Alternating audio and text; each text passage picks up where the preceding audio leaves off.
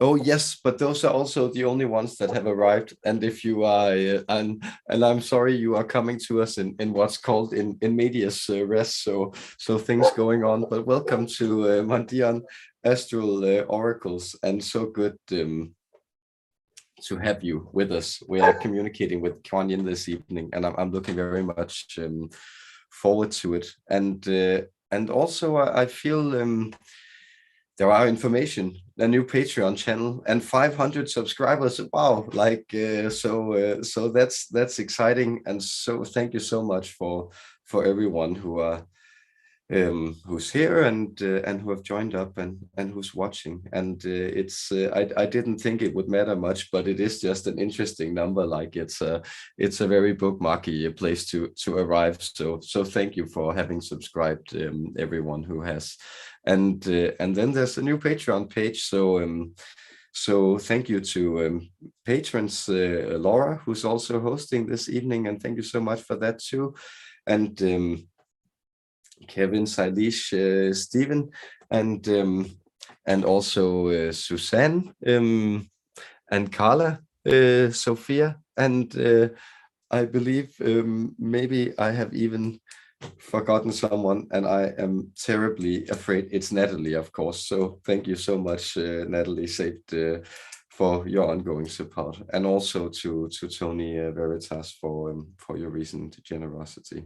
So I think that's all the announcements, and I will get to Quan Yin. And if you don't know her, I didn't know her too well, and now I've gotten quite acquainted with her energetically. But she is this, well, deity, bodhisattva, messenger of mercy. She has a very specific vibration that's both like planetary and very merciful, but also a human spirit. So I've grown very fond of her recently, and I look very much forward to working with her this night. And as always, let me let me know if there are problems with the stream or the technical stuff. And 7913, as we say. Here, knock on wood, let's hope everything turns out right. So much love to you guys, and thank you for being here.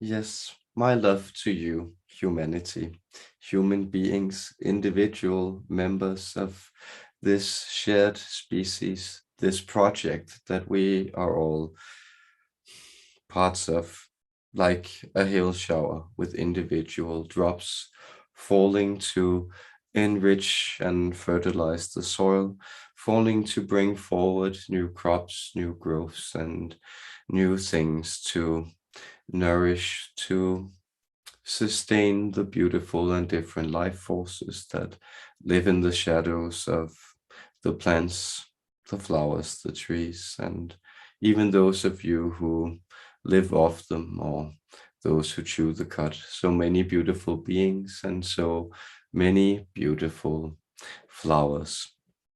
So I have named this transmission The Subtle Richness of Flowers. Well, what do I mean by this? I am instructing you to not only behold the physical flowers in your space and to grow those flowers, which might be very helpful to you, might be a beautiful process, but to also identify all the flowers that are growing already within your being. So you, for instance, you have hair growing on your head? No. Well, some of you have, and some of you are dealing with the fact that you are balding, and that might be something that also stirs issues of identity. But addressing, for instance, this body that's translating my energy at the moment, this process is a type of flowering. So different growths for different seasons, different crops, and bringing forward different expressions of physical manifestation that is within the body. There are flowers growing. You may feel your skin is changing with age. Your hair is changing hue. Maybe even you find hairs cropping out in places where they weren't before. But all these are indeed flowering processes. And this is a richness of life force that still manifests itself through you. And there is a type of ripening also within the human experience. This is what I am instructing many of you to savor within this moment, to understand that when a flower has brought forward its beautiful petals, it has already attracted the bees it needed, and it has begun to make a flowering part, a seed part, and to also prepare for winter. There it is as beautiful as when it was flowering. It has the same richness. It is growing deep, vital codes that will fertilize the land and bring forward new variations, new takes on the same pattern, and yet with unique ways of expressing that pattern themselves. This is the richness that exists within human life. This is what I'm instructing you to savor. It's this appreciation that will teach you much. You yourself, you are a beautiful process of change, and you bear strange fruit. Indeed, you bear the strangest fruit with it, which is the fruit of novelty, the fruit of spirit, and the fruit of mending so many separate patterns and so many separate projects into a unity of experience. I am very pleased to be with you this day.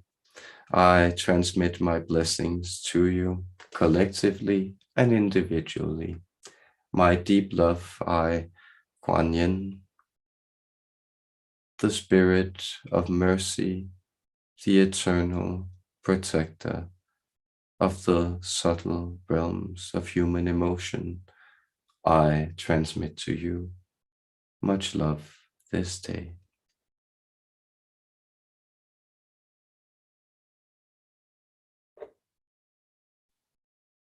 Our love to you, Quan Yin. Our friend Sophia asks if you would comment on the meaning of the Climate Summit GOP26 that just concluded. Yes, indeed I would.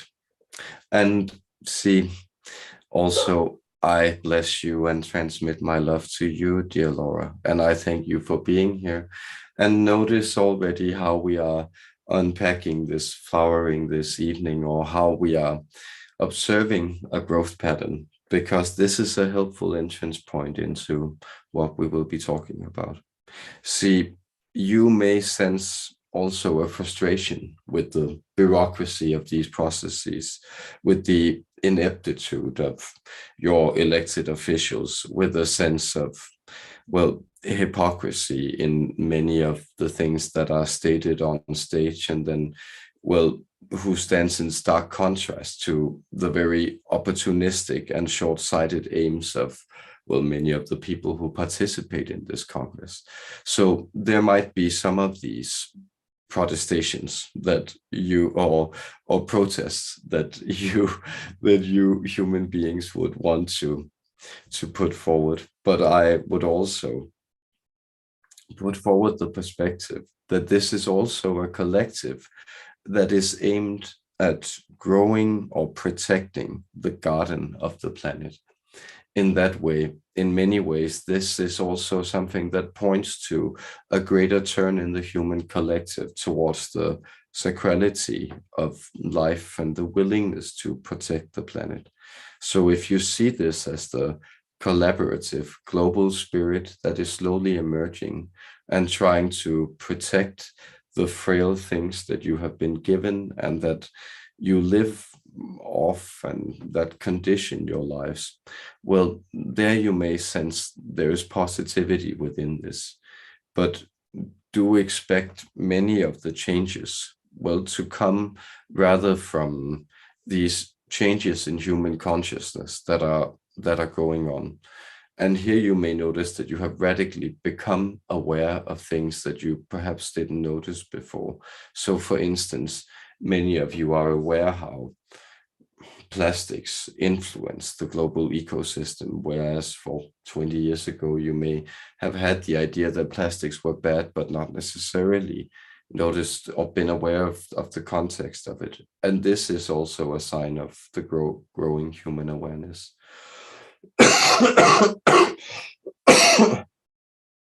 So this body is asking me to apologize for it also being a little infirm and experience these coughing fits. But this is also a manifestation of, well, these troubles that are inherent in existence, planetary troubles, coughing fits of your planetary system.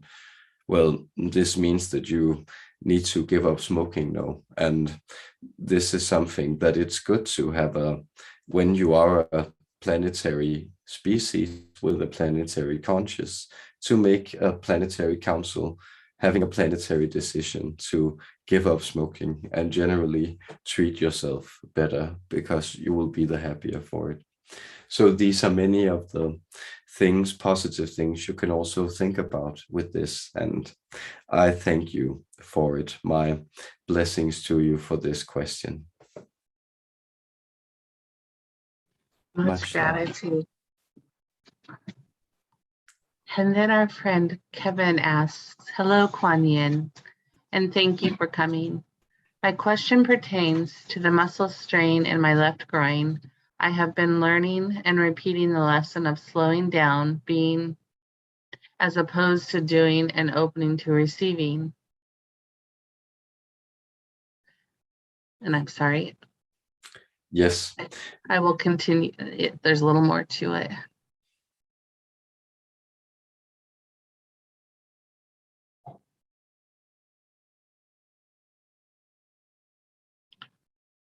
It appears that this leg injury is similar to the calf and hamstring, but just in a slightly different area.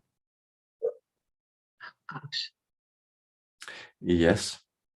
Both new, I'm so sorry. Both new and old insights would be greatly appreciated. Much love and gratitude, Kevin. Much love and gratitude to you also, Laura, for putting forward this question. And so, yes, also to keep any people who may not be, well, keeping up with the Joneses, so to speak, or this series of incidents that our friend Kevin have experienced. He has had multiple injuries during tennis, and so this is perhaps, we could say, Kevin, our loved one, also an encouragement for you to take up badminton. Have you considered that? That is what we are pointing to, is that if you go on with playing these rough sports, you may notice what happens. Well, sometimes you are just unfortunate. Sometimes someone on another bicycle crashes into you, or there's something in the way, or a pebble makes you trip, or unfortunate things can happen. But usually people will recognize that when they injure themselves doing physical activities, it is often because they have sort of transposed their consciousness away from being in their body and how that felt, and then they reach for the prize. And of course, I don't necessarily need to remind you that they are not handing out prizes for friendly tennis matches. They are, the only prize here is whether or not you enjoy yourself. And of course, the competition is a level of the enjoyment, but there is the necessary for you to cultivate this more physical awareness. That is, this is your starting point. That is, how do you actually feel in your body? How far can you reach? Rather than, oh, there is the ball, I'll throw my whole body after it, and then I'll hope that I'll hope that it will withstand the strain. which it will also naturally, because you are growing older, and well, this sort of rigidity sets in for most of you as this happens, that it is hard for you to make these very, very immediate, very strong movements. So you may consider that you want to train in something that's perhaps a bit more, let's say, organic, soft, of a more wavy, flowy character. Have you, for instance, considered, Rolf? I am playing around with you. But it's simply this idea that you may want to cultivate your enjoyment of competition in other sectors, and then move more into, well, really being more physical for the friendliness of it, because you do have this instinct that throws you off keel, and then, well, manifests in you hurting yourself. So this is where you can address this, and then pick whatever types of disciplines you choose, because it's simply about the enjoyment and the reward of it. And also, I would like to transmit some tender healing to this tender area with this vibration. Ooh.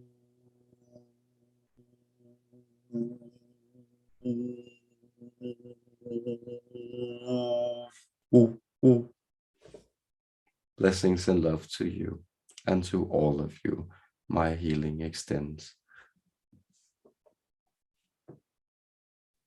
Beautiful. Thank you. And then we have another question. This appeared on November 18th, and perhaps Mads saw a picture of this. A nearly perfect rectangle in the low clouds, mainly stratus and stratocumulus, due west of Baja California, which did not move with the other clouds, wondering what this was. Yes. See, our friend here was actually considering making another video, because he was unable to figure out how to share this image with the audience, and it describes a strange, almost, well, perhaps even bigger than Texas, a rectangle of clouds. Well, what you may have experienced here is, or observed here, is a type of manipulation of this area. See, there is a type of energetic grid being opened up, mainly by benevolent spirits. That and those entities, as the Galactic Alliance, those entities that are the most connected to Earth, they are working with this and transmitting much energy into it. But some of those energies, some of those more astral friends, are also announcing now that they would like to comment on them themselves. So, dearest Carla, we thank you so much for having raised this question and connected to us. And we transmit the message, I, Quan Yin, I transmit the message that other benevolent spirits are looking very much forward to shedding much more light on this. And thank you for your curiosity and bright spirits, dear one.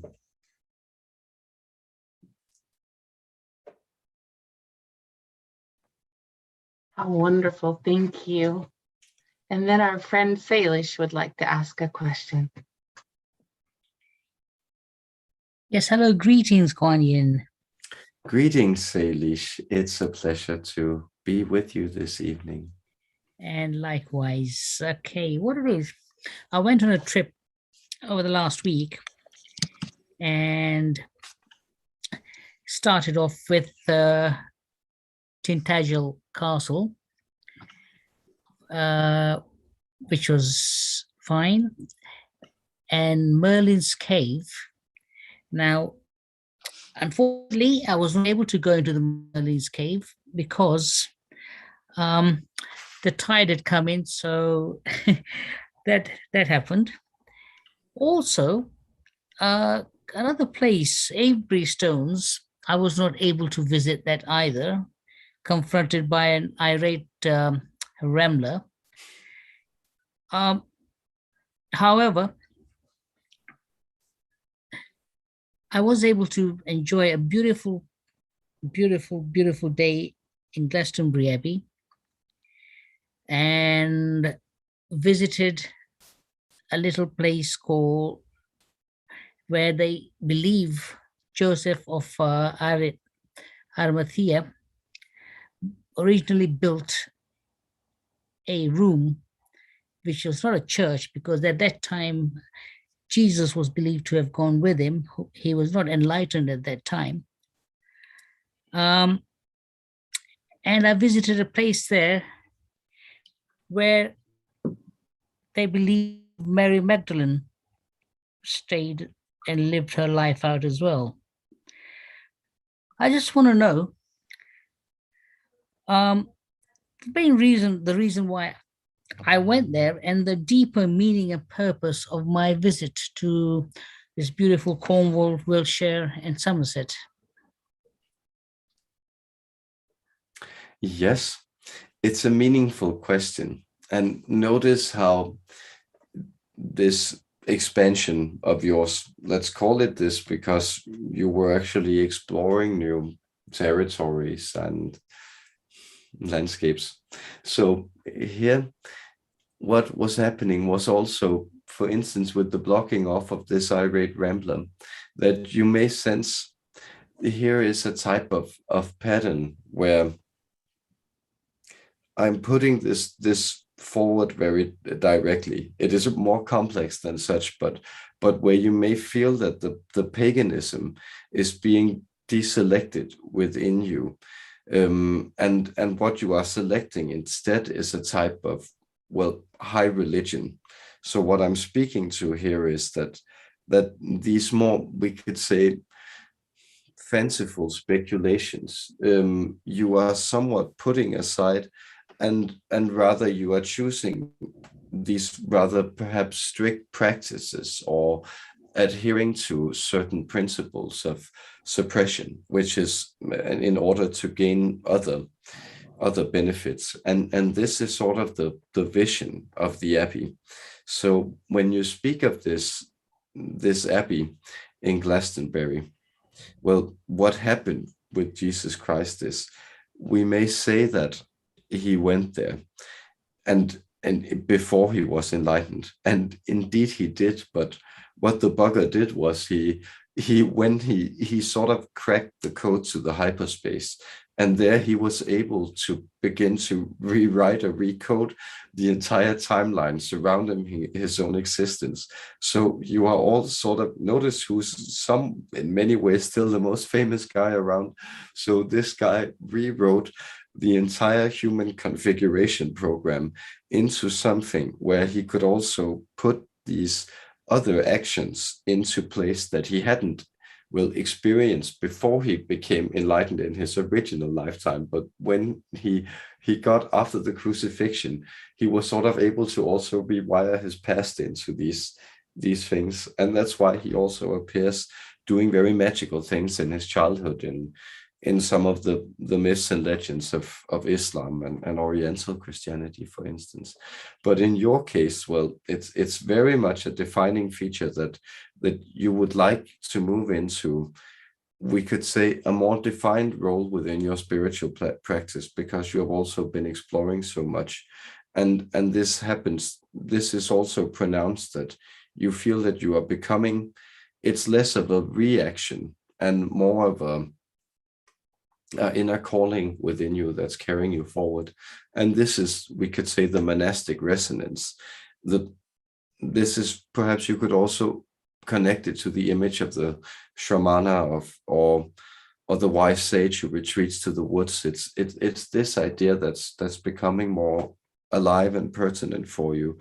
And this is more linked to what we could call high religion.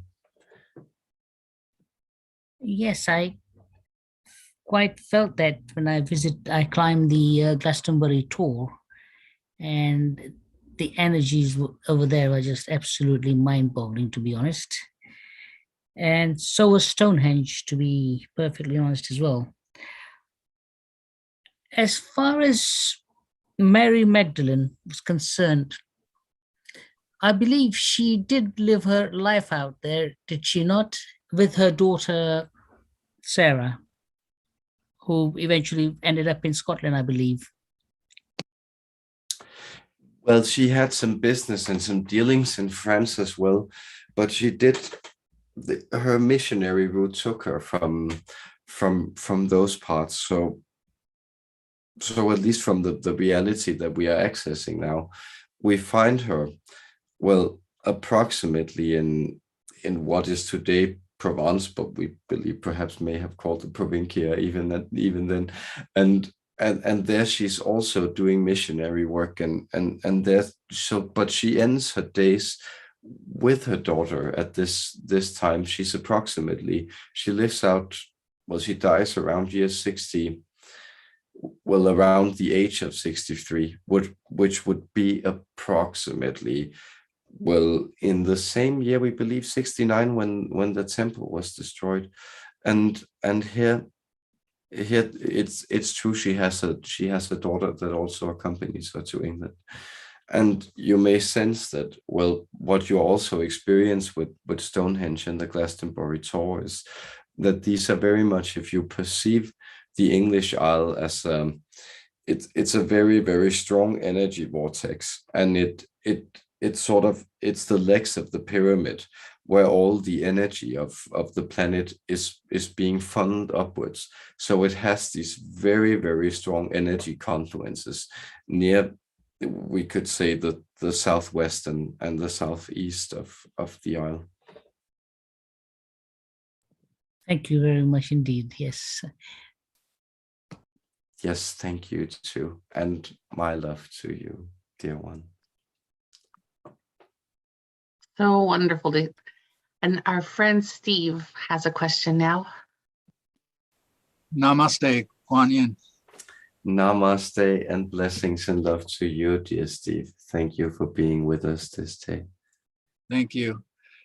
First, I declare and command that the information and energies in our session today be for the highest and greatest good of the Most High God within each of us, and be put for the harmonious evolution and unity evolution of each individual going within themselves.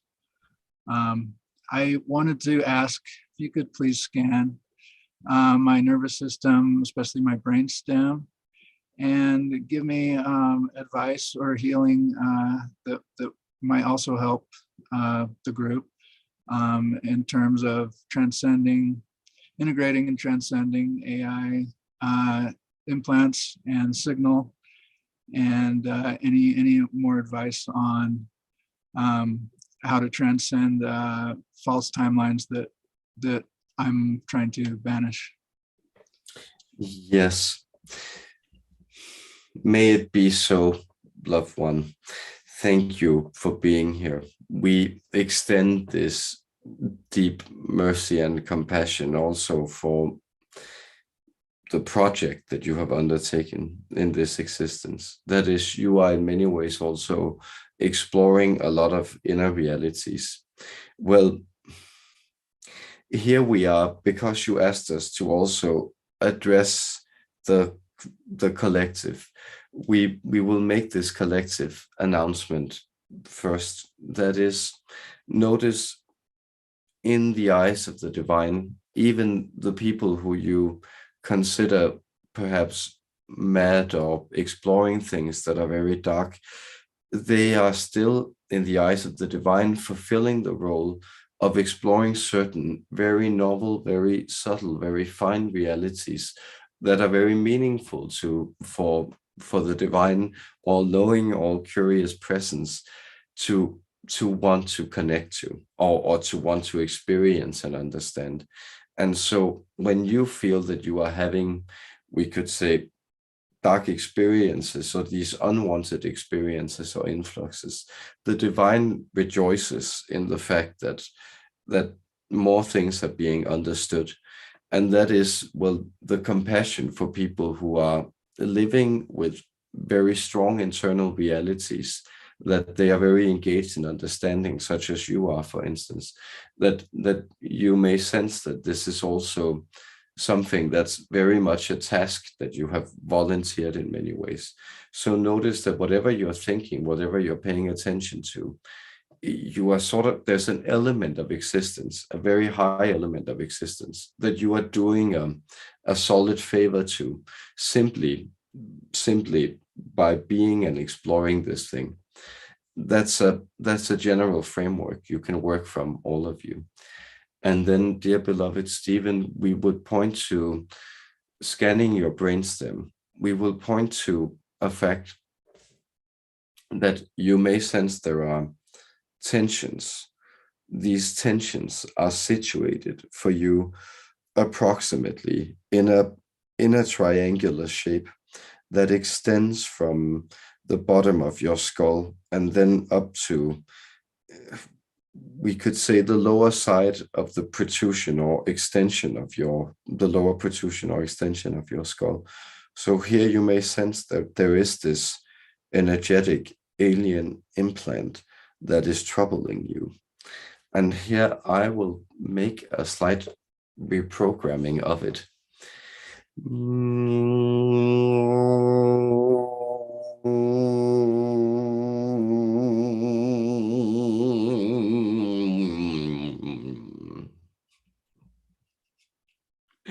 Yes, it's because it's speaking Seda, so it has a lot of funny messages, but don't be afraid of playing around with it, because it also has a lot of power you can unlock. And here, scanning your brainstem, well, we could say what happens, and this is also general advice that you can use. You may sense that there are tensions within your skull that are actually keeping the brainstem sort of in place, slightly askew and slightly suppressed by receiving the energy. So what you may want to do is to really focus, instead of the brainstem, really focus on pumping your Adam's apple, or we believe it may be called the larynx also, but having this sort of pumping of energy up into your skull, this from the backside. You can get better at it, and it doesn't necessarily always sound as fun, but it's actually this, it has a slight massaging vibration where you may feel that your skull is sliding more in place with your brainstem, and that might aid you. And then also the beautiful prayer you offered me, the collective, everyone here. So that is also something that you can use very much consciously, because you have this type of invocational gift. And so the more you begin to invoke benevolent spirits, that you can invoke me, for instance, but you can also invoke other guardians that you resonate much with. And you can even assign symbols to them, and then draw these symbols, or the other way around, draw the symbol and then sense who it connects to, and then use this to invoke this presence and feel protected and surrounded. And there you can then working on reversing the current from that point where you feel connected, and then activate this energy in that implant. It is a type of gift you are given with these implants. It's just they don't really understand you when they make them, and they're also very curious, and of course curiosity killed the cat and sometimes also hurt the human being. So blessings to you in these explorations, dear one. Thank you. I definitely felt that reprogramming sense of the energies going down, the intense signals being weakened or lessened. And I'll try and put this to use for the highest and greatest good. Thank you so much. Thank you. Our gratitude and love to you, dear one. Thank you so much. And now our friend Asan would like to ask a question. Namaste, Quan Yin. Namaste, Asan. Blessings and love. It is great to be with you this day. Thank you. So I have a question on just setting up expectations, because I used to have really positive expectations and then I was disappointed. And now, after Merlin mentioned that I have a lot more of purging to go through, I started expecting just doom and gloom, which I think also attracted a lot of bad luck to me recently. And it was also a miserable state to just to be in. So how should I exactly set up my expectations? Thank you. Yes, because that Merlin, he can also be grumpy sourpuss, can't he? That is, I enjoy his presence very much, but what I would say is that you are quite right in expecting good things often brings good things about to come about. But what he was touching on was also this sense that you may sense that certain calluses sort of grow over these wounds and scars that you accumulate. So that's the element that when you're in a streak of bad luck or unfortunate experiences, well, what often happens to you is that at some point you go, well, I don't give a, and I'm being sensitive here, but I don't give a frick. So the fact is that when you really don't care anymore, like you have this devil may care attitude, there's nothing impeding you. And this can be very much the positive advantage of low expectations. But at the same time, well, what you can do is also that you can envision, fantasize, allow yourself to imagine good things coming to you and for you. And this is, of course, this idea of positive visualization, that if you move into this with no expectation of the certain way that the universe needs to bring through or manifest this for you, you may sense that you experience it's showing up. And this is a very, very helpful way of doing it. So if you focus on these energetic pleasures and you allow yourself to savor them, then that is something that actually turns this ship around in many ways and allow for this positive momentum to grow.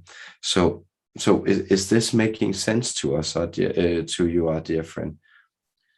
I think so. I think what I got from it is that low expectations can help bring in events that don't feel good, but to move past those events, I should just feel the emotions that come up as they're running and not form future expectations based on them. Am I right in that? Yes, you are very right in that. That is that don't necessarily use these negative. If you use them as a parameter for what to expect in the future, then the better thing to do is to use them as contrast experiences. That is, notice that, well, a very positive spin on negative things is the idea that, well, if I've had to experience all this shit, then something good is bound to happen. And I just want to stick around a little longer to see what the good thing is that will come out of this may possibly be. And there you sort of build up a momentum of expectation that's not in denial of where you also experience yourself to be, because that's we could say the pitfall of positive thinking. That is, if, well, putting it frankly, if your grandmother just died and you really loved your grandmother, then no kind of positive thinking will sort of erase that grief. But if you move past, well, the positive instinct in that grief is then acknowledging it, and at the same time knowing, well, there's also all these sweet memories, this type of presence where this person is always with me as something that's near and dear to my heart, even amidst the grief. And it's sort of this contrast that I'm pointing to, just in a different level, where you can really go, okay, so I've been dealt up one bad hand after the other. So when are the aces going to arrive? Because they're bound to come. Like, that's statistically speaking. I can't have a run of continuous bad luck. So when will it arrive? And that's a very helpful thing to play around with. Yeah, that perspective does make sense. It's, yeah. Just recently though, there's been just a lot of stuff at once, just unfortunate circumstances. Like I broke my phone, I injured my foot pretty badly, and a lot of other stuff. So a change in perspective I felt was needed, and I will try to implement what you said. Thank you for that. Yes, thank you also. And the best of luck to you, and notice that, oh, and our blessings to you, but your foot will heal and your phone will be replaced. And that is in many ways the positive thing, that when all these things they stack on top of each other, you can't even bother with one of them. You just go, okay, so I have to look for whatever's good in this situation, because the bad is just glaringly obvious. So stay strong as you ride these wild waves to new lands and explorations. Thank you.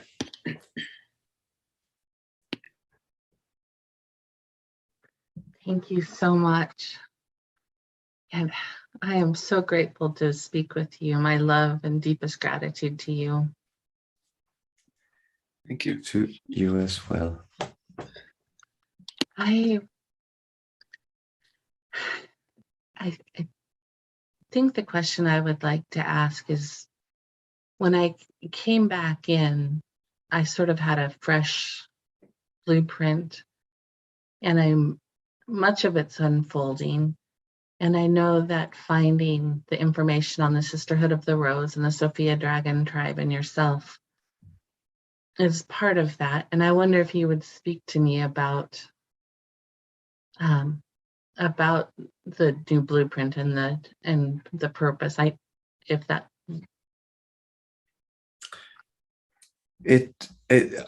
certainly will, because what you have been experiencing is in the true sense of the word, an awakening, and with this awakening there is an integration of your multidimensional being, and here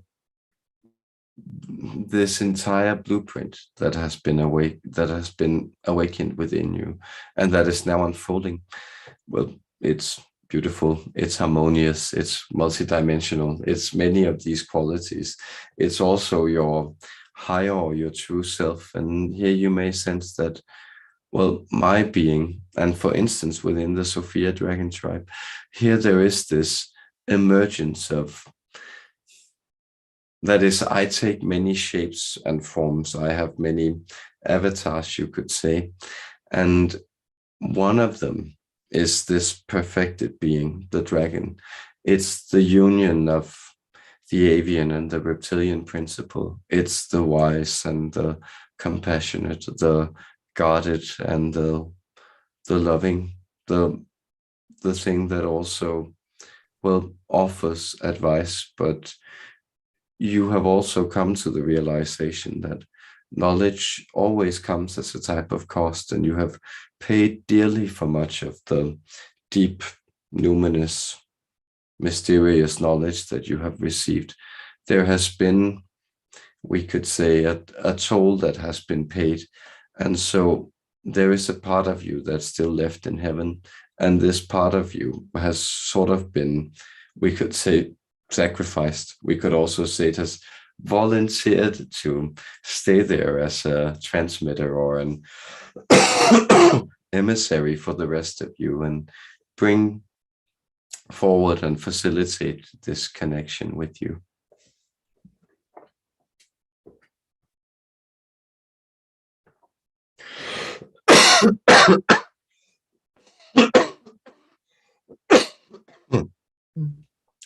Apologies on behalf of our friend. Do you feel the resonance within this, dear Laura, or Yes. is there anything that I can do to shed more light on it? If you have any message in general that you would like to share, that would be most welcome. Yes, I would like to let you know that you may sense there are still some troubles in your healing progress. Do not get frustrated or worried. What I'm pointing to is simply the fact that you may have been in a long time in a place where you felt ready to go. That is, as we have often discussed, or other people coming through, other beings coming through this presence has often discussed. Well, there is this configuration of 6-dimensional star seeds, these light worker patterns, where you're just so very used to existing in these high vibe senses. And once you connect it to the memory of that, you had that. Let's go. Let's get on with this. Let's heal some stuff. And here you may feel that. Here you may just have the frustration that physically you've still been dealing with healing and integrating it. But notice what has come up in your life is also, well, actual training, more stepping into this role of facilitating these higher energies and connecting to them and helping others heal with them. And that's something that has actually grown quite rapidly, seen from well, we could say the usual 4D perspective. So in that sense, that's just the message that actually take note that there has been a lot of improvement quite rapidly, and that we feel that most of the stormy seas have cleared, and you are more into a patch of moving into a patch of smooth sailing these, well, especially this coming year, but noting that the energies are quite volatile in these new energies. We can say at least for the next 4 months, we feel that smooth sailing is upon you. My love and gratitude. Thank you. Thank you. Thank now- you, my love, to you. Yes. Our friend Jo Chen asked, would you help my mother with her arthrosis? Thank you all. Yes, I certainly would. I would. She should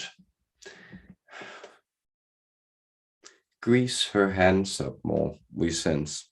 That is, apply a type of layer of, it may be nutty butters or coconut oil, or, well, even if she's happy, she may use olive oil or different things, but she should actually consider oiling herself up a little more. This also goes internally, where she may, well, consider either ingesting fish oil or linen or hemp seed oil or any of these similar things that are rich in the right fatty acids. So this is also something that she may consider.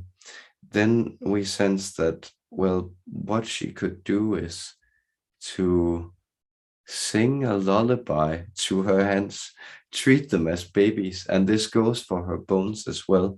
So actually, if she were to sing a little, that would be helpful. And it could be something about, oh little bone, please relax, and please relax and take it easy, and you are not a stone but still a part of my flesh. There are many ways to, but actually talking to it, we sense addressing it and addressing sort of her pains would help her. So, and then I also transmit this healing to her, a type of, we could say, and it's a slight gemstone that I throw in her direction, hoping she will catch it.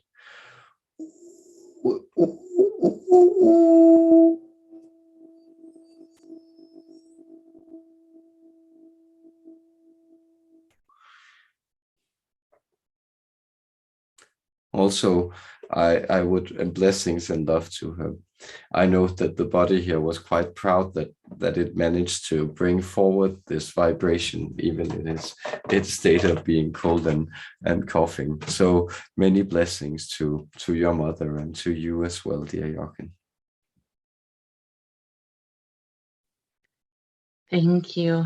And our friend Janet asks, it seems easy and natural to let go of things I didn't like, but how do I let go of things I really enjoyed without any struggle? Thank you. It's a good question. Well, you stop enjoying them. This is, of course, easier said than done, but so many of you are again very backwards in this, and this speaks to the fact that you are very mentally developed. So you have again this ability to think, well, I can conceive of myself in a way where I didn't do this, and this would really suit me, that I shouldn't be doing this thing. And at the same time, I feel I enjoy it. Of course, there is an element of, well, you may very much enjoy cheesecake, but of course you can't eat an entire cheesecake a day and then still feel good. And so sometimes this is actually the path, that is the road of excess leads to the palace of wisdom. So if you have got it in your mind that you really, really enjoy, you would like to live a life where you ate lots of cheesecake, then maybe if you eat even one, maybe even two cheesecakes in a day, you will maybe arrive at a place where you realize that less is more. Well, this is simply an analogy, but you can use it with a lot of things. That is, if you are patient and kind with yourself, you will notice that a lot of these things that you enjoy, well, you either tone them down to a level where you feel they're nice for you. That is, you have a slice of cake once in a while, but it doesn't become something that's causing you problems. And this is the way to enjoy it. Or you realize that, well, you don't actually enjoy it, but you might be just replacing this for other things that you may enjoy. So even more. So the way to do it is, instead of considering it a sacrifice, find other more subtle, more nuanced, more enriching ways of you to enjoy yourself. So for instance, that may be that, well, you may, for instance, if you feel we are sticking to the food theme here, but if you feel that your food habits are not serving you, you may find that actually cooking more will help you greatly, because this means you put in more investment, more energy in your food, and you also put in more time in the food you retrieve that you will then have cultivated a relationship to. So it doesn't become something that distracts you or you enjoy in that sense. And that's a type of an idea of replacing something with something similar, just of we could say a higher level of engagement. So we hope this serves you, and you can use this type of replacement thinking of letting something into your life that you would actually appreciate more. And then just notice, sticking to the food metaphor, that things that you really appreciate, that they often take a little type of getting used to. So very few people appreciate caviar or blue cheese or wine or some of these things that are known as fine olives, fine foods, the first time you taste them. But once you grow a taste for a lot of these things, they are actually very, very enjoyable and brings a huge range of subtlety and flavor to your life at the same time. So blessings to you, dear Jana, and may you enjoy finding other things you enjoy even more. Our love. Thank you. And our friend Suzanne asks, I wondered if you could tell me if the stone I am wearing now is real moldavite, I carry Labradorite. Any other suggestions? Love to you. Yes, love to you. You may want to carry stone. Well, first to address the authenticity of the stone. Yes, I can affirm the extraterrestrial origins of this stone, that it has a rarity to it, and that it's generally is transmitting a code that's a little foreign to this planet. So you may want to team it up with a very earthy stone. Again, stones such as porphyry or granite comes to mind. You could also select stone. Here we are.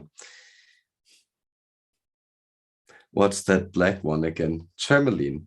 So those are some of the stones that you could consider, for instance, supply, yes, or also yes, supplying or complementing the other energies with. So explore also some of these earthy energies, so you become the vortex, the vortex and the tree of life, that from where these energies of earth, they ascend and connect to heaven, and where energies of heaven descend and connect to earth, the sacred marriage taking place always within your being.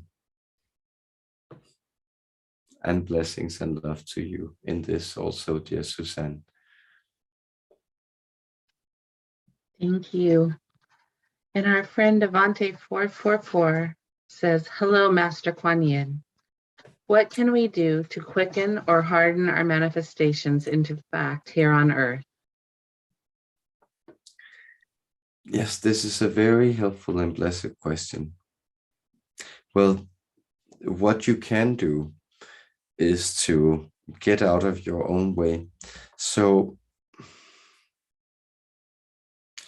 notice what you in many ways do in human activity is that you play a variety of games that sort of make the imbalances that are inherent in any one game a little more bearable. Well, what do I mean by this? Let's take a quite ordinary example. That is, if you say you go to school, and here there are certain imbalances. So you also go to a type of physical activity or a sports team that you participate in your free time, and you may also feel that you have friends where you just fool around and do other things than the serious stuff that goes on into school. And all these games may have their imbalances in and of themselves, but together they are very helpful. So what often happens with manifestation for so many of you is that you get very attached to outcomes, and this means that you block the opportunity for the actual manifestation to flood into your life. Because once you're looking over here and going, oh, I wanted to look like this, I wanted to be this, I wanted to have it this way, then you are actually not allowing for that type of, we could say, almost distracted energy where just it flows in. And we know so many of you have this experience where you're expecting, let's say you're expecting a package, and you're very excited about this. You've been looking at your clock all day and going, where's the mailman? And then at some point you go, okay, now I'll do something else. And as soon as you forget about the package, it arrives. You know this in the same time when you're expecting an important call or something.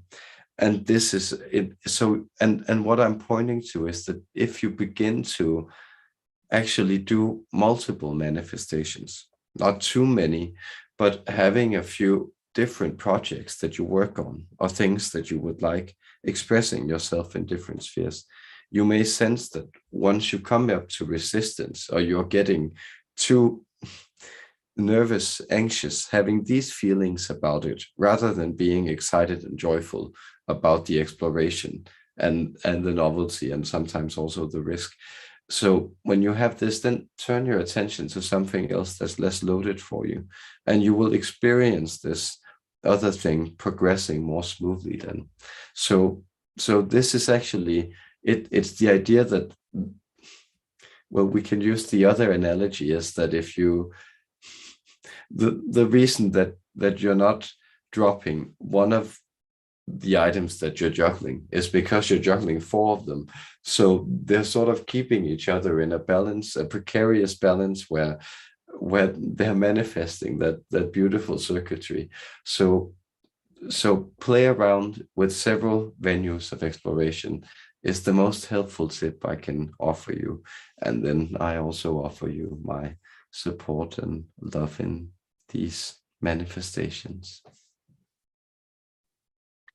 Thank you. And Liliana Kilana asks, Doctor found a fibroid in my uterus. May I ask for healing and any advice, insight on this? Thank you. Yes.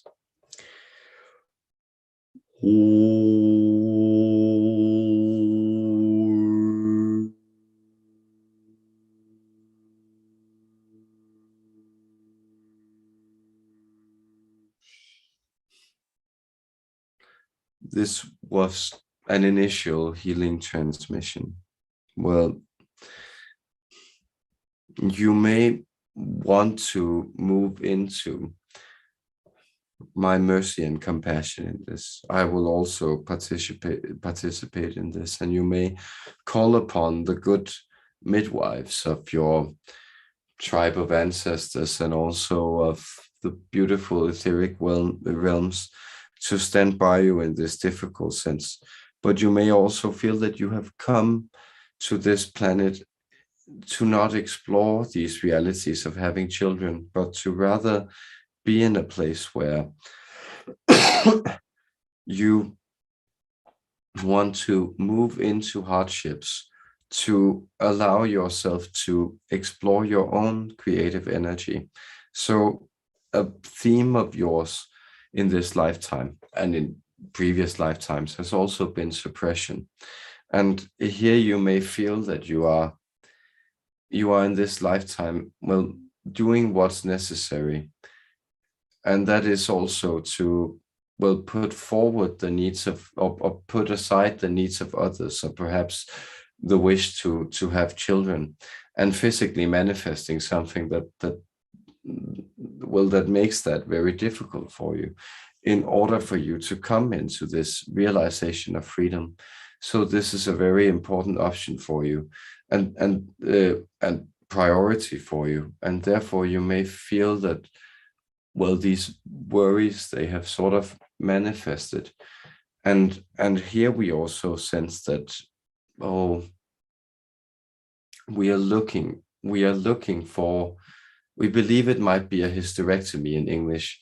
So this process of uterine removal is something that you may want to explore first on an emotional level. How does it even, well, what does it make you feel that I'm bringing forward this image?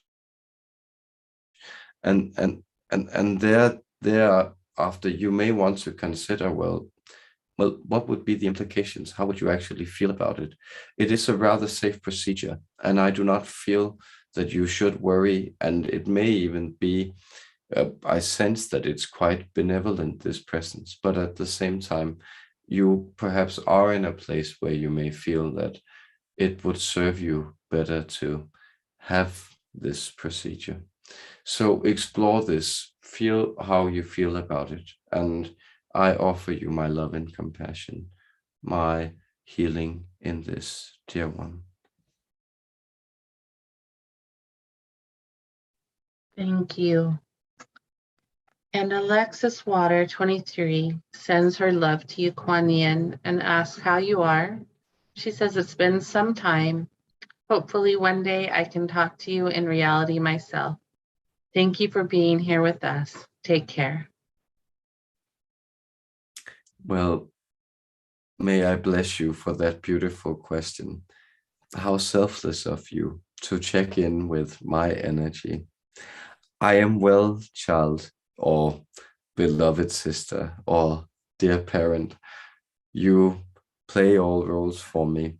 I love humanity, and humanity, they teach me many lessons. Of course, I also take the shape of humans, and I learned many lessons as a human myself before I ascended to these realms. And yet I stay in this intermediary stage, what you may think of as the ethers, that is making it simple for you to understand. You find yourself in the physical and in the mental realms, in the ethers and in the astral realms. And so the ethers, well, this is the place where the infinity intercedes with human spirit. And here I can also be able to extend my compassion and my understanding into you. So I am well when I see you thriving. And I have, well, I have a lot of compassion to extend for humanity these days. That's also a very polite way of saying that I feel a bit sorry for your troubles, but at the same time, I'm very proud of also the love that you are cultivating, and I see the expansion of your hearts, and that I rejoice in, and I extend my blessings and love to you and all of you. I thank you for also offering your benign and benevolent energy this day.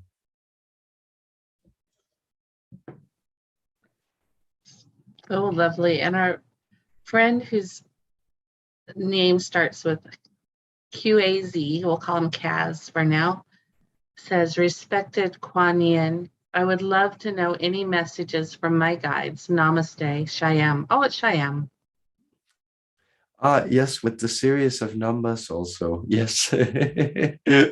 This was most fortunate because, well, here you are joining in, and the messages that we are getting is that your guides are, we're getting this strange image of sort of attaching your harness, or for some very weird reasons, we may believe it's the images of RoboCop, the original, that 80s action movie that's being activated within this vessel's mind. And it sort of speaks to the fact that you may sense that you're being reconfigured, and that the reconfiguration that you have experienced now it's a little restrictive. You may feel a little like surrounded by a metal reality, and it's a little hard and cold and not too present. But at the same time, well, notice the superpowers that you're growing, because your guides are also steering you in a place where you may feel that your capacity, your strength, your aim, your precision, your potential, your opportunity is also increasing rapidly. And that's something that they would like to encourage you to look at. And here we sense that, well, for some reason we're having this energy of prosperity raining into your life, and this means sort of, well, the energy of abundance, not only monetarily but rather also speaking to sort of the idea of you expanding your physical frame, sort of growing a little, perhaps more corpulent, that we could say, like growing a larger layer of fat, allowing yourself to become a little bit more portly and connected to reality, is something that would be good for you to accept, that you are also harmonizing with.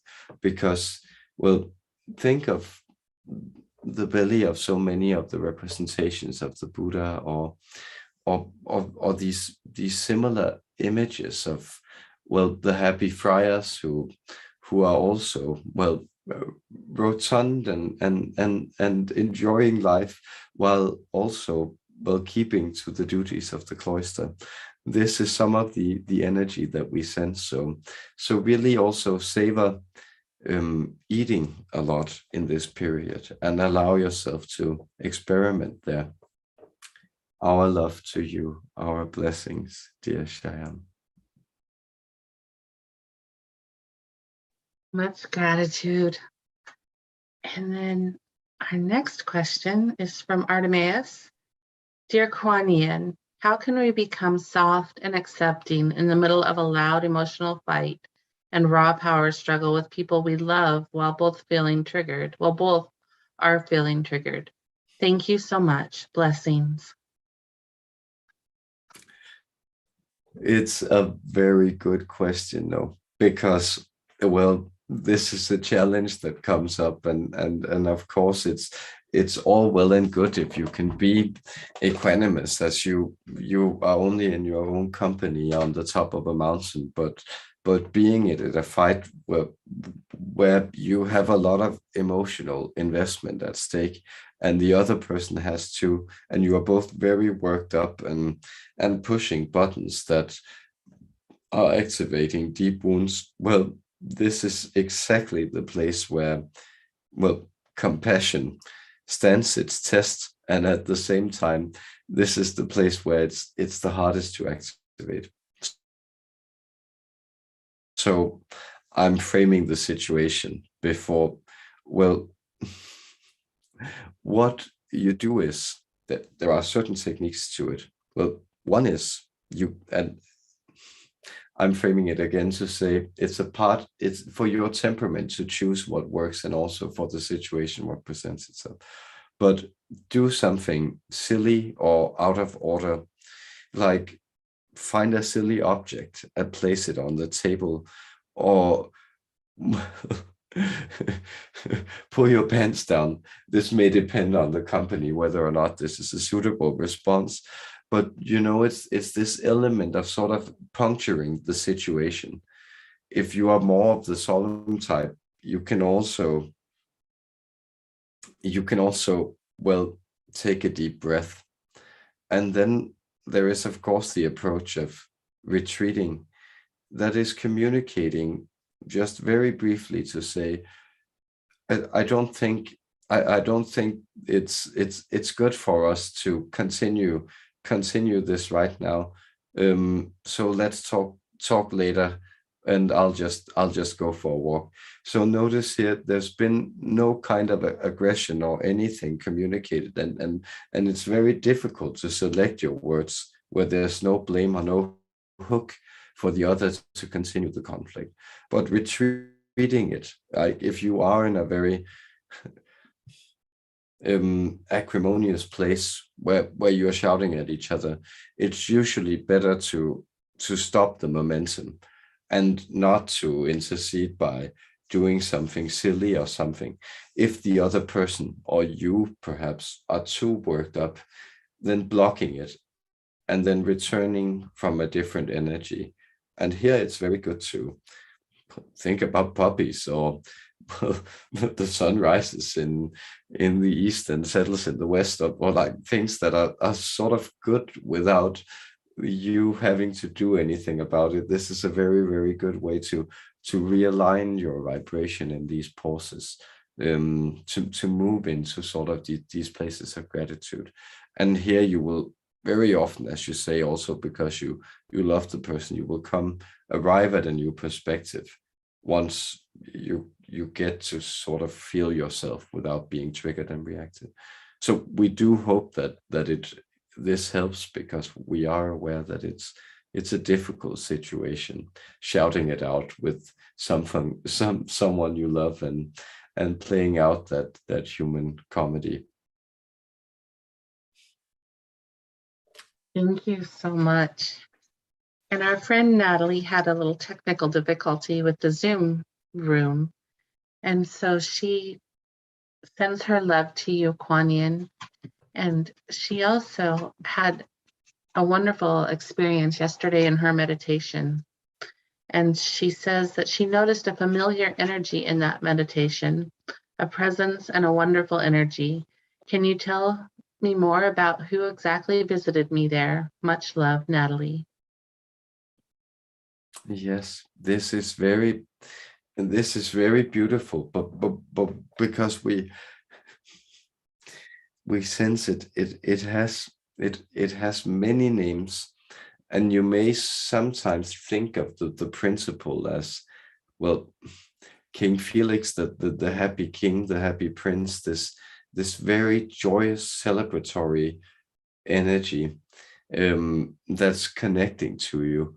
Another manifestation would be that of Ganesh or Ganesha, this who's also sometimes known as the shapeless one. That is, he's expressed in the elephantine body, but at the same time he is this more principle of abundant wealth and joy of wisdom, and still also of the subtle richness of flowers, of the appreciation of the material world. So it's this type of energy. Another manifestation of him would be Dionysus, and especially the reborn child of the Dionysus. There's this, we believe, this image where he recreates, he turns a flock of sailors into seals because they won't believe in his sacrality, and you may sense that there's also sort of this playfulness to him, that it's almost when a seal is really happy and it goes there's this almost playful energy to him as well. So something we could say that the high instinct of the animal spirit, which is also just this exuberant life force, this is who's connecting to you, and that well, it's a happy encounter. So many blessings in growing this connection as well.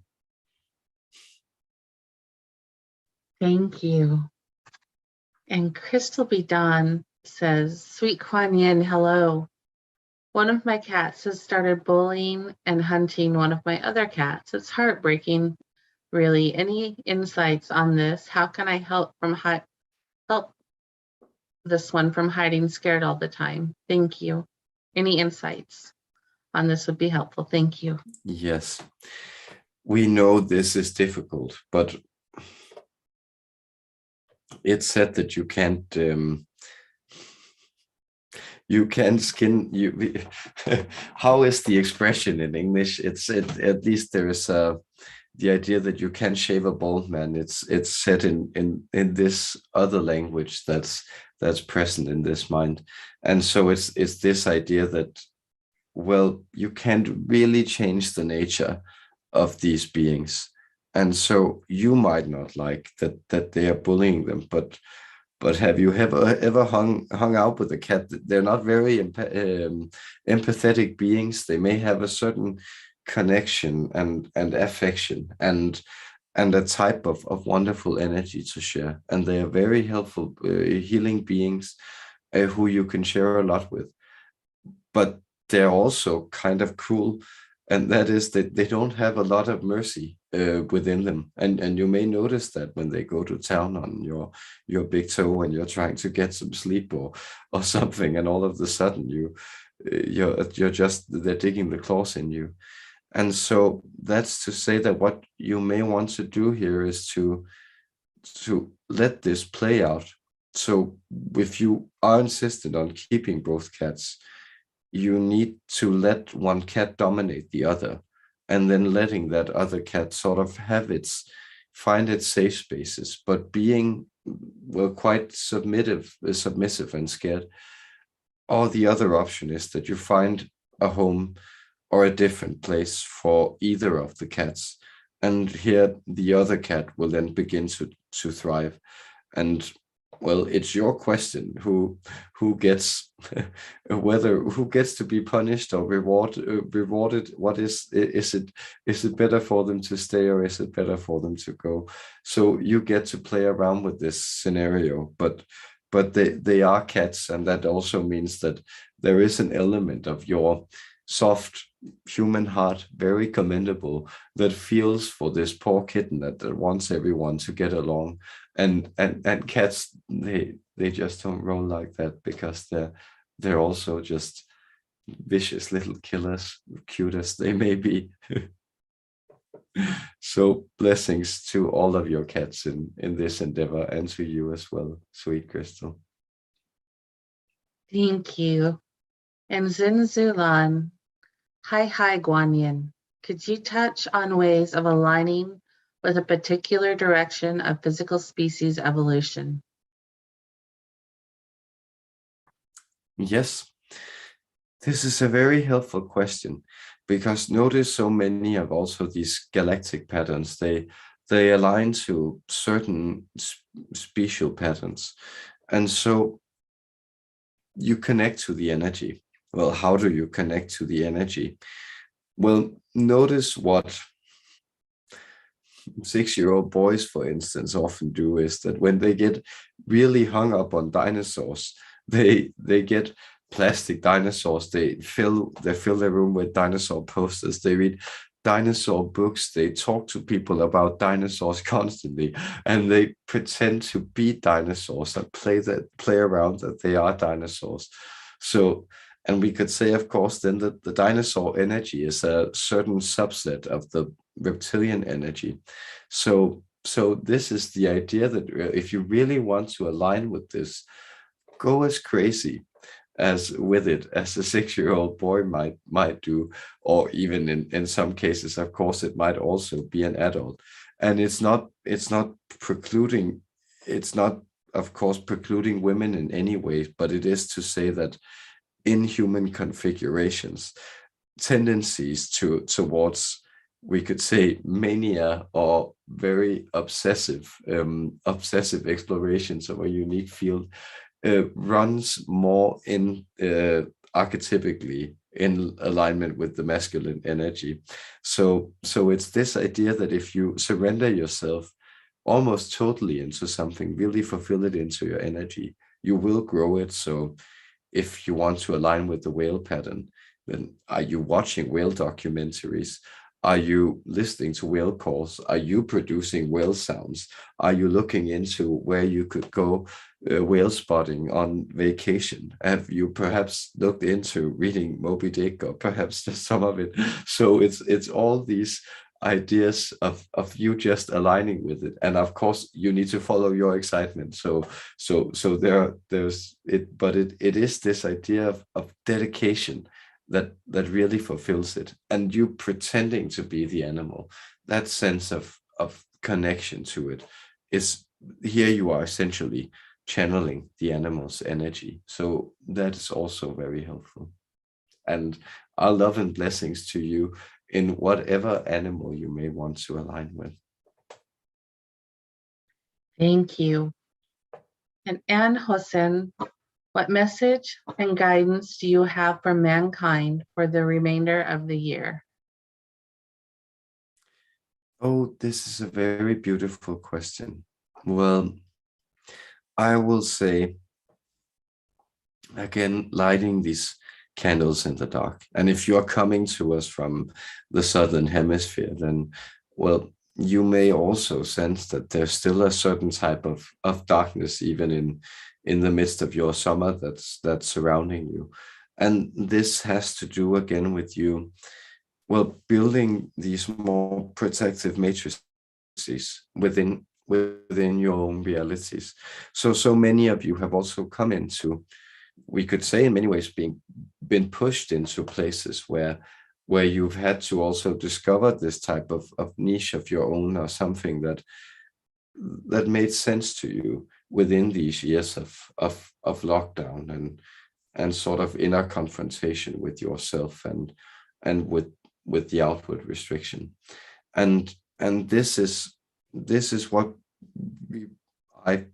Quan Yin, all of the ascended masters, your guides, we are encouraging you to do. It's this idea that you should really look into, well, what has become special for me in this life. And this also allows for you to take stock of, well, where is it I want to go in the coming decade? Because there are things that have taken shape that I really appreciate and enjoy in this time. And then also take it easy, take a rest, and remember to eat well. And it's again this idea about you. The easiest way of treating yourself better is to allow yourself to consume things that are better for you. So this is this idea of eating well. So for instance, taking the time to press a grapefruit for yourself or something to drink, or these things, or allowing yourself to have that thing that you may feel is, well, you've been wanting it, and you really want to use it for this thing and play around with it, but you couldn't allow yourself that. So give yourself the opportunity. That's in many ways start celebrating your own Christmas early by also being the loving family to yourself who you would like to reward and remind of your love for them this year. We hope that makes sense and resonates. We bless you for this question, dear one. Thank you. Thank you so much. And then another friend asks, Quan Yin, what does femininity represent energetically? And how can I align in body, mind, and soul with its highest potential to heal others? Yes. This is a beautiful question. See, we will answer it because you are asking about the core femininity. And here you may refer to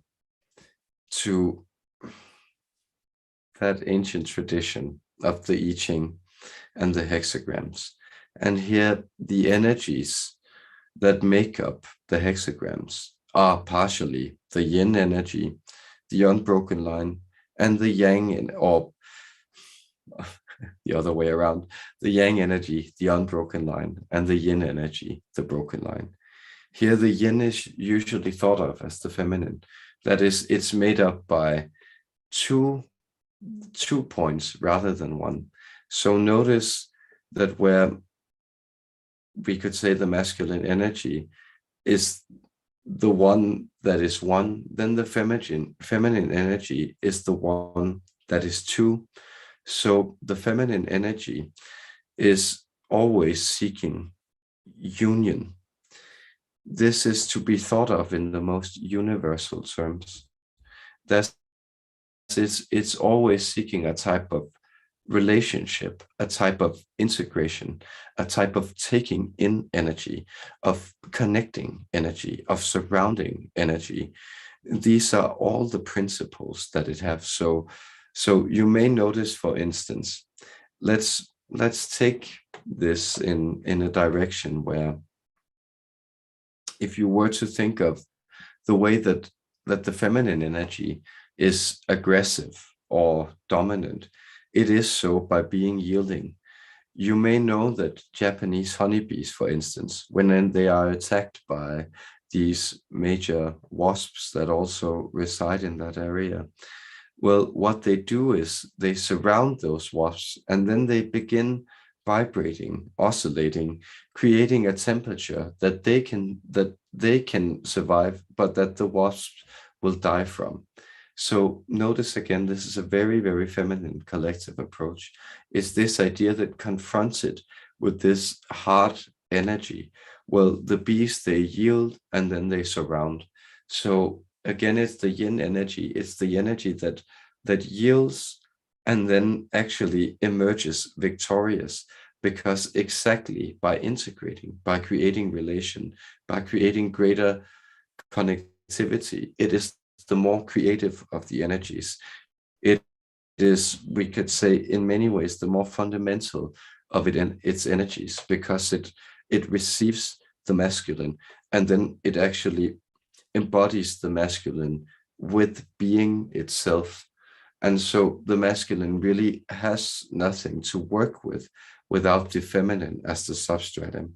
So here you can come into the raw force of your own being, and you can begin to understand that there is a very, very, very, very strong presence in the fact that, well, connecting to things not eliminating, but expanding, surrounding, constantly being this greater manifestation of the rich, compassionate energy that makes up the raw feminine core of existence, the bountiful, ever fruitful, ever present, ever plentiful energy that springs forth from this feminine pattern of the cosmos.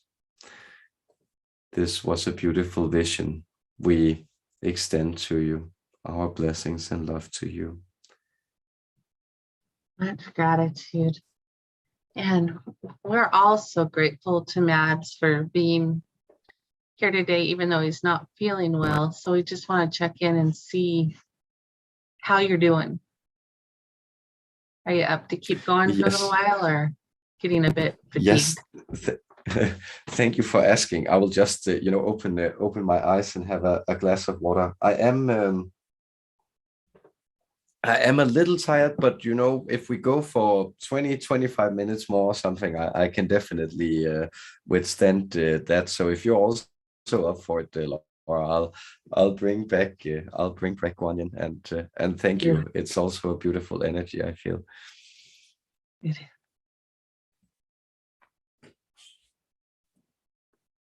Yes, I am back with you, Quan Yin, and thank you for that compassionate, kind check-in with this vessel that also hosts my energy this day.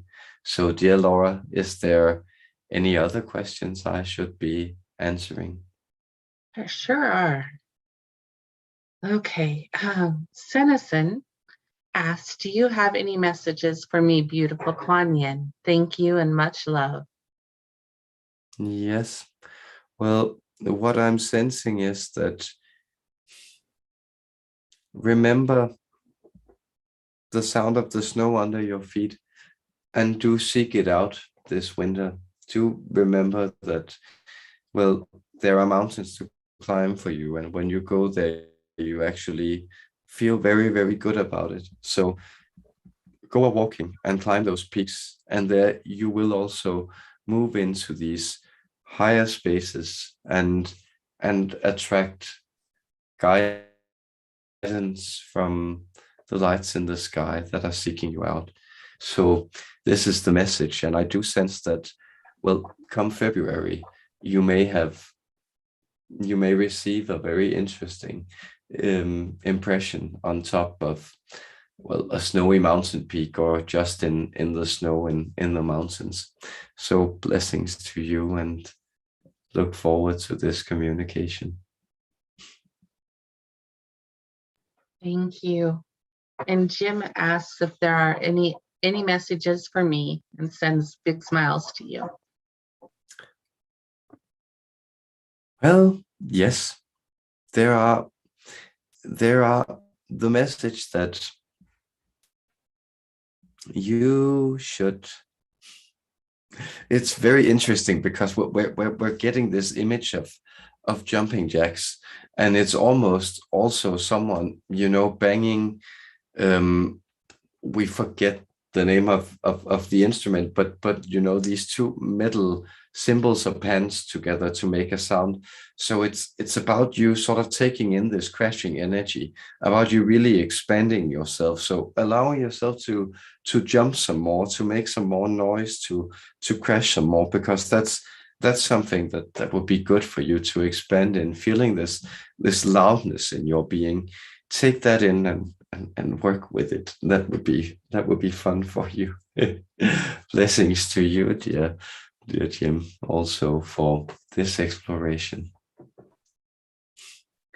Thank you. And the P Factor, her Earth name is Paige. She says, hi, greetings to you, Quan Yin. I love your feminine presence. I've been reaching out to my ancestors when I feel stress and am feeling a bit lonely. Can you see them? Well, yes, can't you?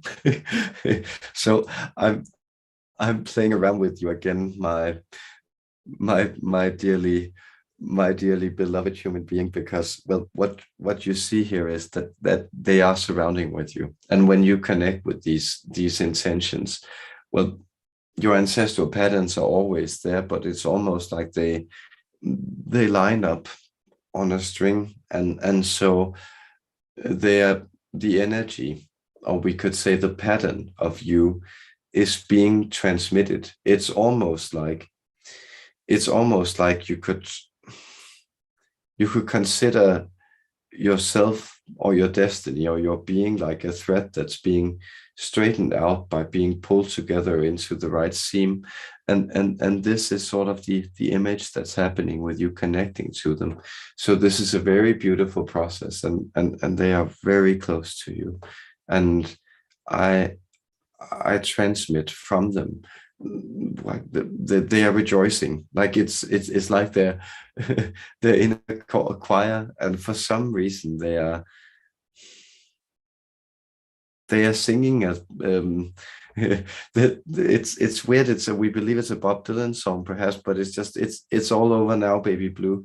Is kind of the line that's coming forward. So you may want to look into that. There may be a message in it for you. And love to you in this. Thank you. And Car 1212 says, hi there. Can you speak on what the reason is for my dreams becoming more real, and how and what I am helping or doing for humanity in time space? Thanks. Yes. And hi there, our love and blessings for this work you are undertaking in time space. See, it's you. For so long you thought this ascension was all fun and games, and the way we are playing around with you is it is in many ways fun and games, but what's happening is that the very texture of your reality is changing. And so this means, for instance, that your ability to dream more vividly is because you have grown in your ability to contain more consciousness. So what you may also experience, and for instance, what has also been a side effect for this body and that we are coming through, is that a lot of the inner visions, they are coming forward in higher detail with more color. And you may sense that this is also happening in your dreams. So simply your ability to experience visions they contain a higher degree of resolution. And so, well, what you are carrying out, it's also for you to explore. But we can say that, well, you are engaged with making perfect circles. And these perfect circles, you sort of lend to collectives or situations in need in the astral. And so it has to do with you, we can say, composing these harmonic configurations, and a lot of your dream capacity goes into generating these harmonious units and then extending them to beings in need. So my gratitude for that compassion, and my blessings and love to you in this process. Remember to enjoy the dreams.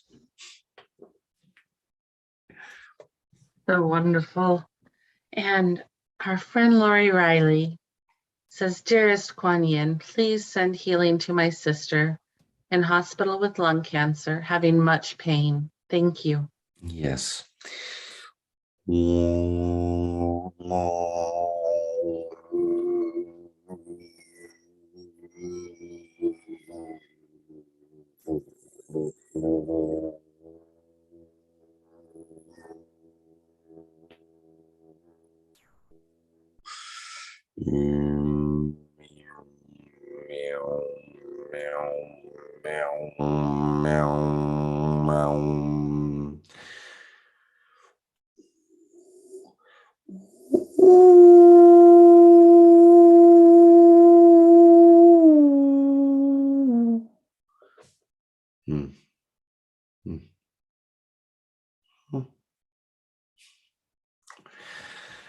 Some greater and some slighter adjustments have been offered to her.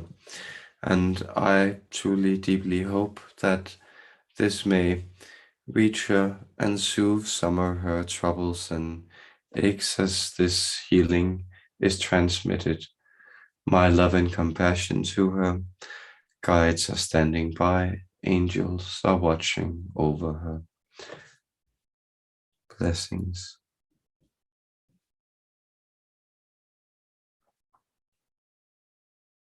Thank you so much for that.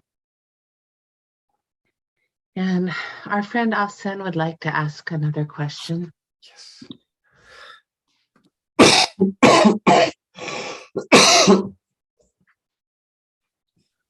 Oh, first I would like to thank Matt that he's doing this live stream, even though it's not easy, especially in the end.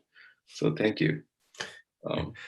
He says you're welcome, and he's happy. It's the gratitude is appreciated. So I had a session with Mads a while back in which he said that the next year would definitely be easier for me, and that even the beginning of 2022 would see like new opportunities coming up, and I would have like a surprise opportunity that would have me move to Canada during the start of the year. Do you still see this happening? Thank you. Yes, I do sense the voice going through was one of your personal guides that were aiming to pull you in that direction. And I can confirm that this seems to be happening. And so notice again that, well, we are we are in a quite happy harmonic configuration here on the 22nd of November. But you may sense that there is actually quite a few weeks for you to move into the new year. And this year is also the year of 2022. So yes, I still see this happening. I see many things lining up. And I also see you, well, putting a lot of things behind you. That is also using this shift or this move for you to, well, kind of finish the chapter of adversity that you have been going through, and then move into this new space of exploration. And notice here that you are doing so from the privilege of not being too attached from what has already been established. So it's again this idea that when you're really open to new things is often when the old things have turned out not really to suit you too well anymore, often through a lot of hardship, and that's another thing. So yes, I can confirm, dear one. Thank you. Thank you. I look forward to it. It has been a tough year. Just a lot happening, a roller coaster of a year. So it would be nice to just have a contrast experience next year, as early as possible. That's a message for my guides. Yes, and notice again that you may even notice momentum building. So there might be at least vistas opening as you move into December this year, where you may feel that, or maybe just that there's a little light on the end of the tunnel, and then it begins to shimmer brighter and brighter. I need that. Thank you. Thank you. Oh, wonderful. And our friend Kevin asks, hello, can you speak on the Eta Carinae Nebula, a cluster of stars in the sky, and also a triangle of stars near it that I have been seeing in the sky lately? Yes. We sense that this is also a question where some galactic companions may do you much more well. And so we sense there is actually a connection between the rectangular shape that will belong to the picture Carla was sharing with us, and also some of these appearances. So we would like to refer this to different guides, and they look forward to addressing this question and shedding light on it. But know that it has quite specific energies that are drawing you to it, and these kind of have to do with, well, imagine this as a huge cherry tree that's blossoming in in the astral on the night sky. Blessings to you.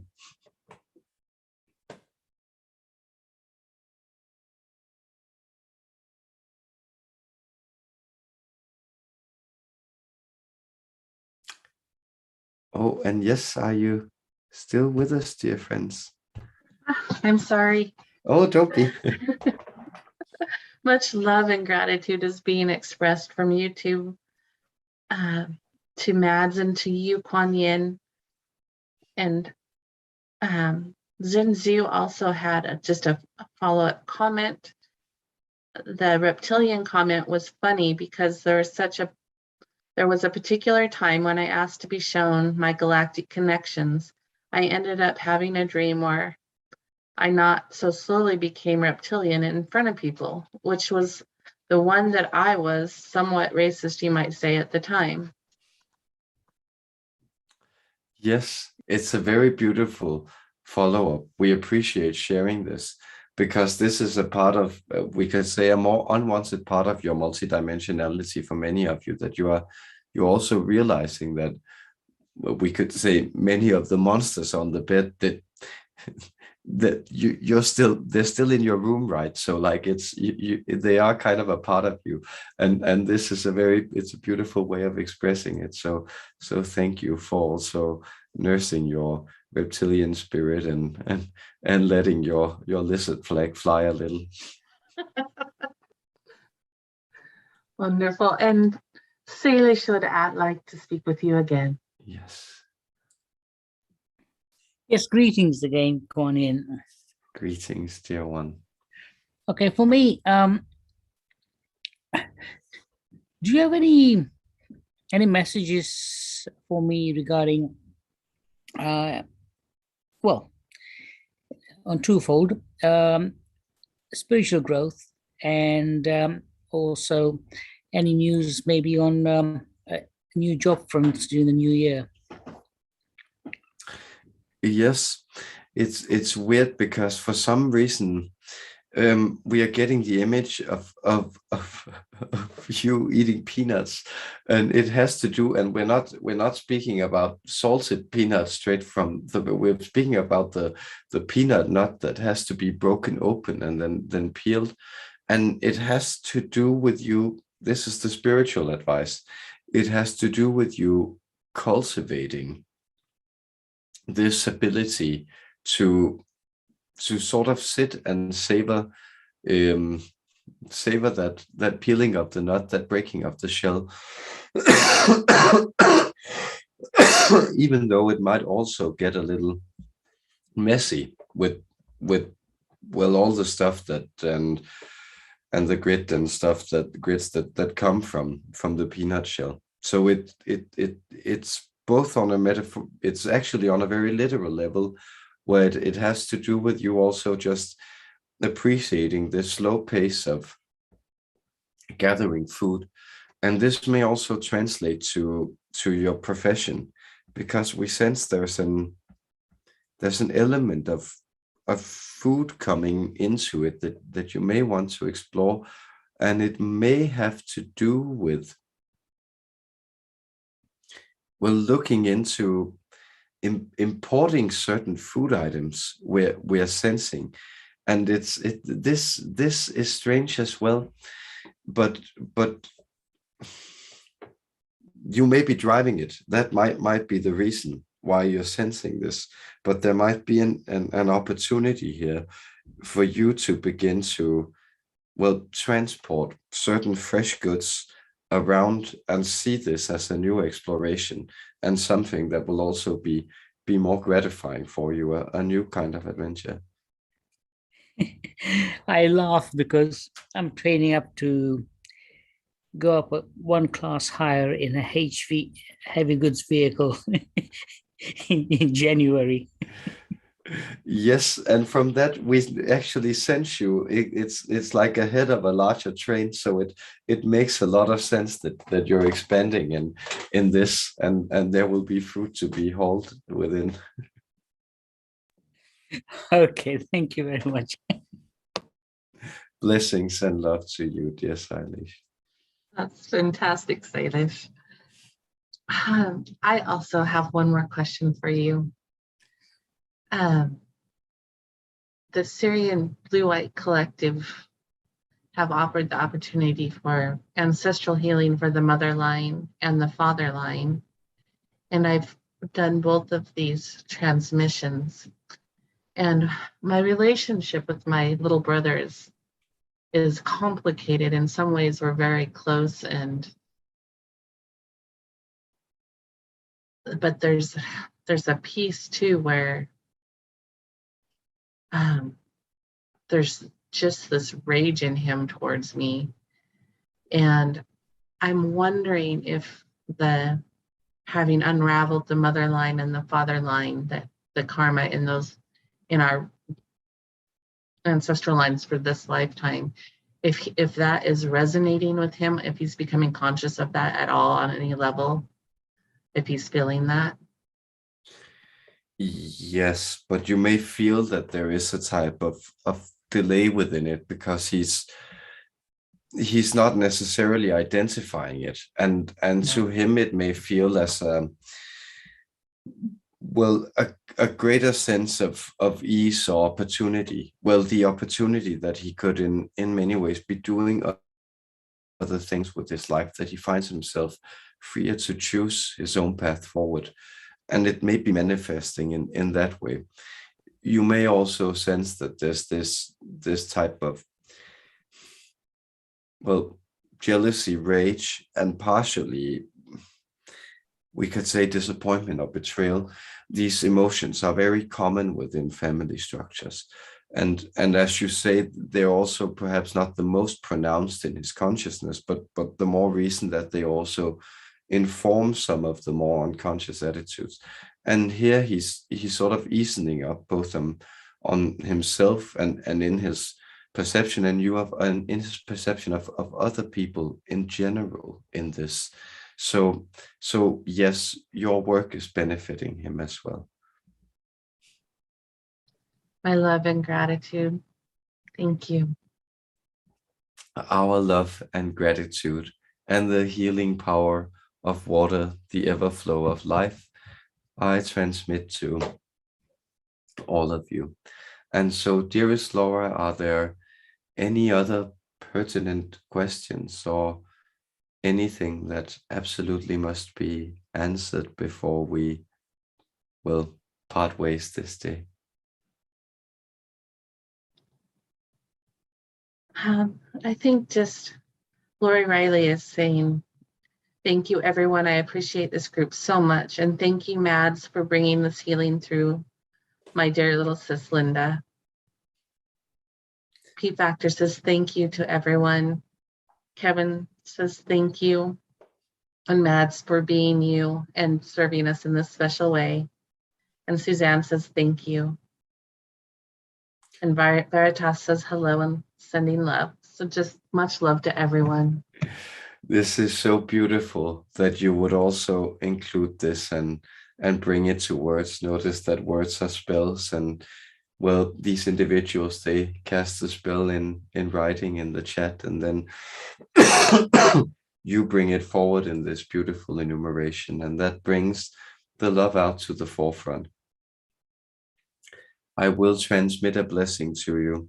I sense that the vocal cords here, they are longing for a good cough, so the transmission of the vibrations may be somewhat short, but notice that the healing has been growing around us in this collective, within this shell, within this canopy that's around us, of beautiful loving energy we all contribute to.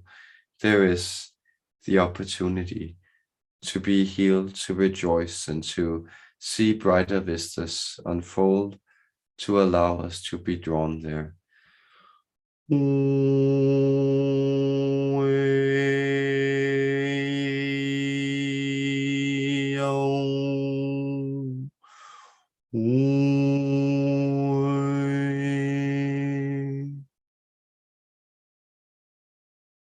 This love, it is universal, and it expresses itself right now in its perfect vision of how this moment should be. When you express this love, you are in accordance with the harmony and the inner being of you, with the beautiful and richness, the divine texture of creation and of being.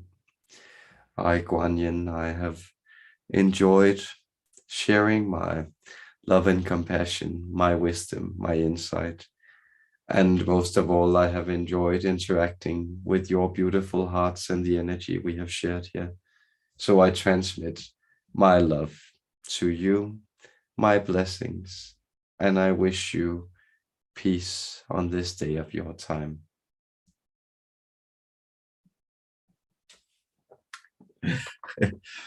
What a lovely what a lovely session, guys. I think she's an amazing she's an amazing presence. And I noticed someone asked about like the feminine presence. I hope you feel that too, because I really sense that when I'm channeling her, and like she just has this very soft touch that's so beautiful. And so do you, might I add, Laura. So also thank you for excellent moderation and anything. And I am planning on bringing something to you this Sunday. So but stay tuned for the updates and any and everything. So much love to you, and enjoy your Monday and your week, and hopefully I'll see you Sunday, guys. Thank you very Thank much you indeed, so Matt much. Yes. You and too. Laura. My pleasure. Beautiful. Much love, guys.